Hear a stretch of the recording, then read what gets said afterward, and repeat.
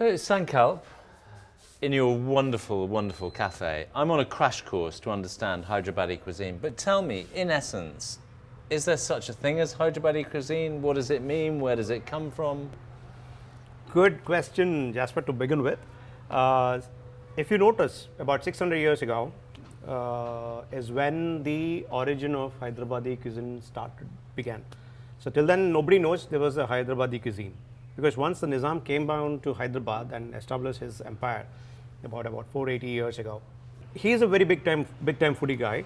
So he wanted to have different kind of dishes from across the globe. And of course, the Nizam of all people has the wealth to do this, right? At a point of time, he was the richest man in the world, with his entourage of Rolls Royces and everything as such.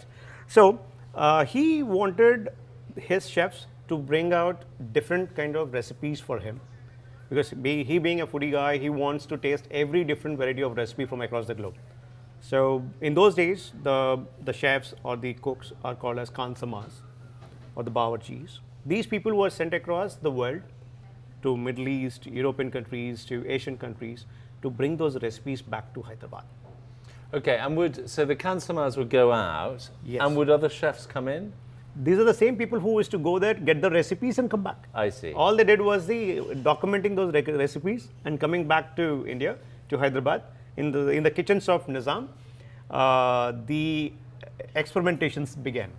So to localize some of those recipes, they started using the Guntur chilies from the Guntur, the Andhra region, the peppers from the Kerala region, or patarka phool, which is very, very indigenous ingredient of Hyderabadi biryani. Yeah. So similar to that, there are a few ingredients which they added to the recipes and recreated and reinvented the recipe and presented it as Hyderabadi cuisine. I see. So it comes in from the Middle East, Europe, Asia, yes, Japan, yes. And they're using Deccan know-how, Deccan ingredients True. to create a specific cuisine. Yes. And do you see it then? Would you see this as a new cuisine in its own right? I would say that this is the world's latest cuisine.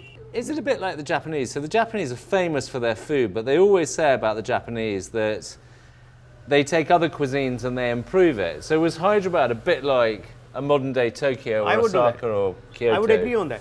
100%. Okay. 100%. Great technicians and... See, it's all about getting inspired. Yeah. What you get somewhere else in the world, the Tuscany tomatoes, you don't get in here. But we still make the pizzas and we have it. Yeah. With the local tomatoes from the Bangalore or the Simla tomatoes, we make and we eat. So it's all about improvising the recipes with the local available ingredients. So true pioneers, really, because of the Nizam's interest and the Nizam's assets and resources, genuine pioneers in food development. True, true. We talk about sustainability today, but I believe this was practiced by Nizam ages ago. So using all the local ingredients with what is produced in the local areas. So all those were incorporated into those recipes and a new cuisine evolved, Hyderabadi cuisine. Okay, and tell me, Sankalp, how much are the Ayurvedic traditions part of the Hyderabadi cuisine? Have they come to be part of it? Were they part of it then? Tell us about that. The Hyderabadi Ayurvedic version is called Unani. I see. So Nizam had his own research team who used to research on different kind of herbs, roots, and ingredient levels. So one of the recipe which we are making today, which is a summer recipe, so which makes you cool during the summers, your body cool. So there was a lot of research in each of those ingredients and recipes that were invented in the kitchens of Hyderabad. It's very interesting, isn't it? Because there's this enormous upsurgence of what they call functional food, right? Yeah. But actually, the Nizam, with his kitchens and his labs and his technicians, was doing this hundreds of years ago. True. I always say that Indian sciences are complete. They have done research and documented and kept it, but it's only us, we are not exploring that part of the cuisine or the science which was supposed to be done by us.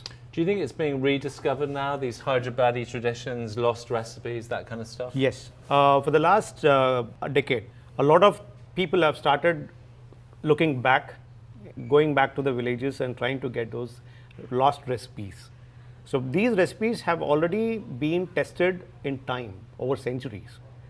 We ran away from all these, our internal or self pleasures, and we left all these behind. And going behind food which is not good for our health. But again now, in the last 10 years onwards, if you look at it, a lot of chefs have come down.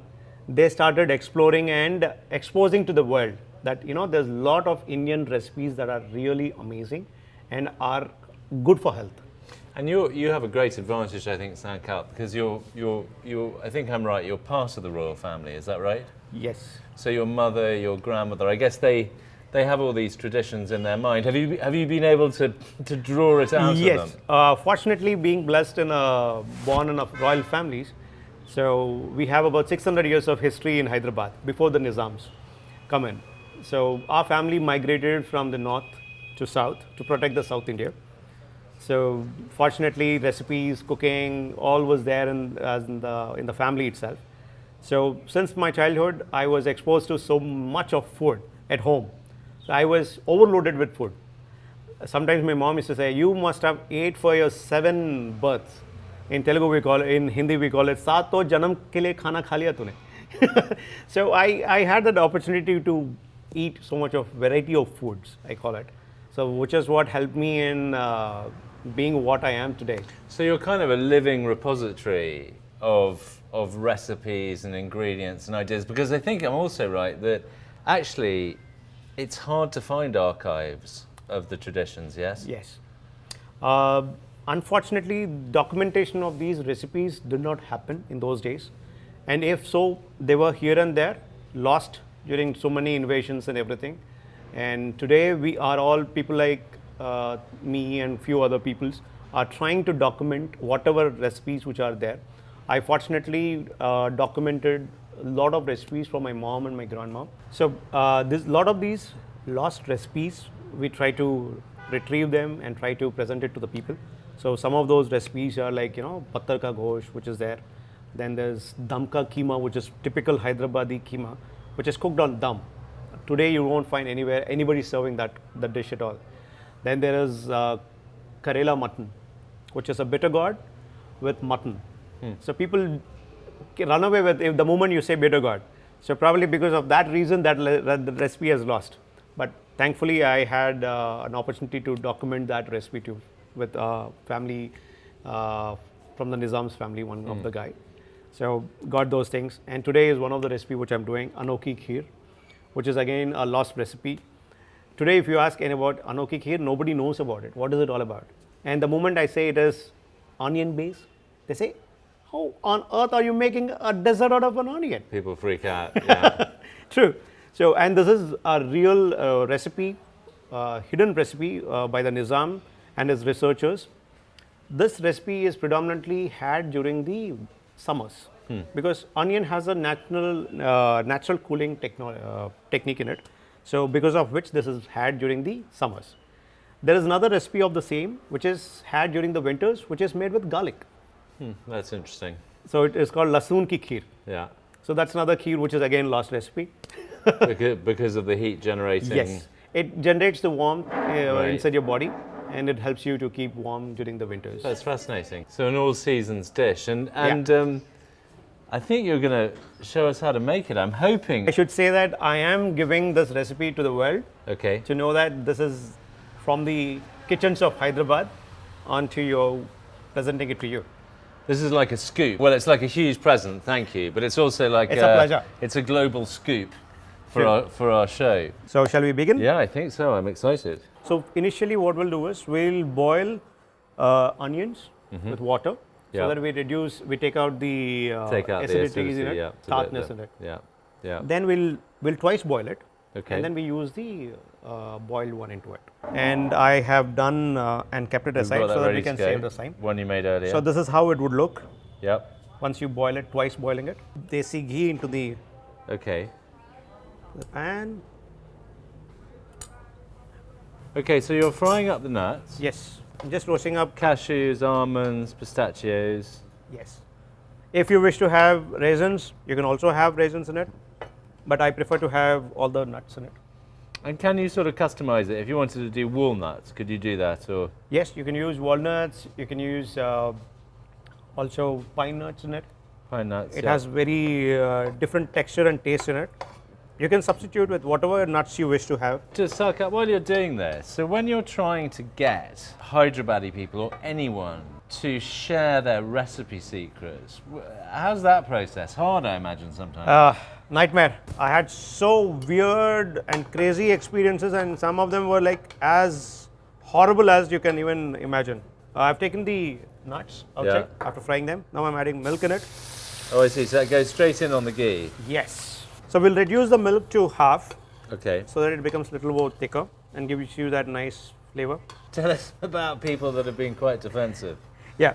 So it so happened I was shooting for a celebrity chef in Hyderabad, and he wanted to unveil the secret of biryani.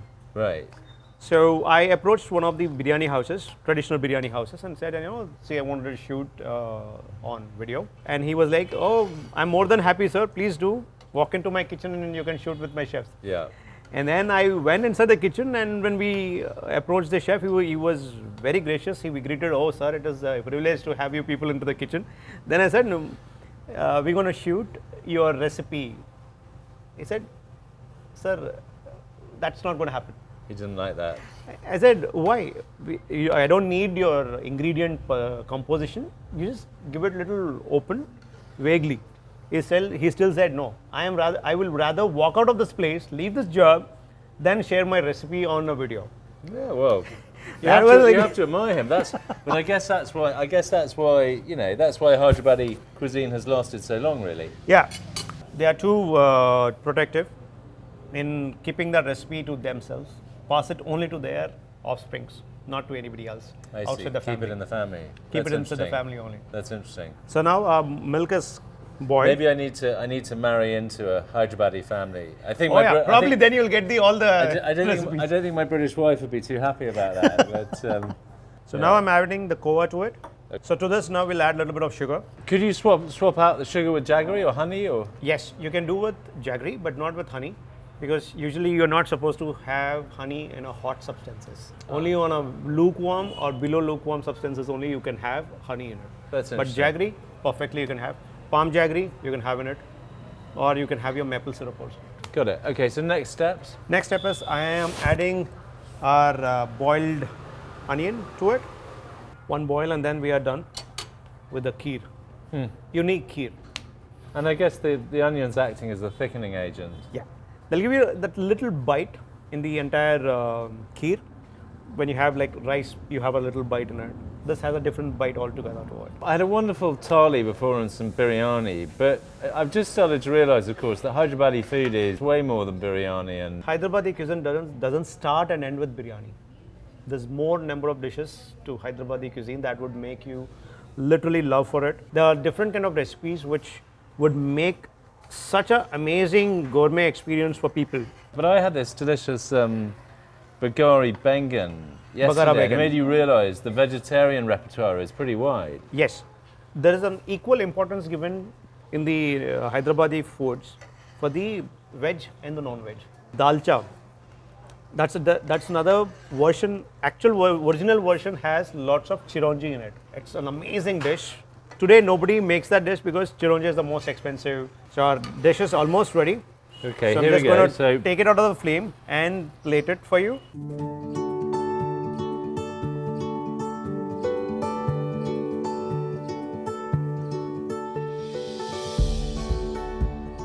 So this is the Anokhi Kheer for you. Please taste it. Let me know your views. It looks wonderful. Thank you, Sankap. I'm excited. Should be hard. Careful.